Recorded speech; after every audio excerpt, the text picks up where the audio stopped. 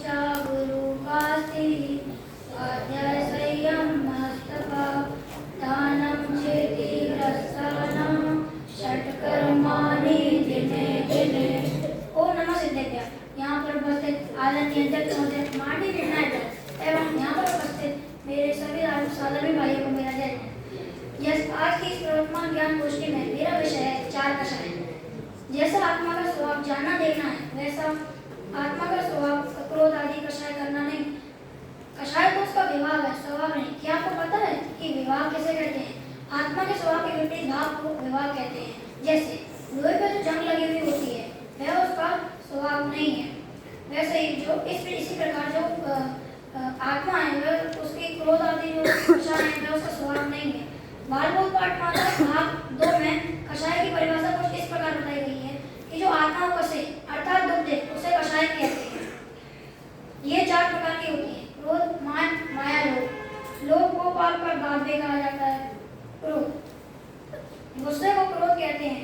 जैसे किसी व्यक्ति के अनुरूप कोई कार्य ना हुआ हो तो वह गुस्सा करता है, अपशब्द बोलता है, अर्थात अपशब्द बोलता है, और कभी कभी तो इतना क्रोधित भी हो जाता है कि ये किसी जीव की हिंसा भी कर देता है। इसी प्रकार यह जीव अपने क्रोध के कारण यह जीव अपने आप के स्वरूप को भूल जाता है। मान, जब यह जीव मान लेता है कि दुनिया की सारी वस्तुएं मेरी हैं और मैं इनका स्वामी, तो मान हो जाता है। जैसे कोई व्यक्ति के पास कोई वस्तु जरूरत से ज्यादा आ जाए तो उसे घमंड आ जाता है, बस उसी का नाम मान कषाय है। माया, छल कपट करने को मायाचारी कहते हैं, अर्थात मन से कुछ, वचन से कुछ, काया से कुछ। यह जीव मायाचारी करता क्यों है? इसका सीधा सा जवाब है लालच। लालच के वश में होकर जीव मायाचारी करता है। लोभ, लालच करने को लोभ कहते हैं।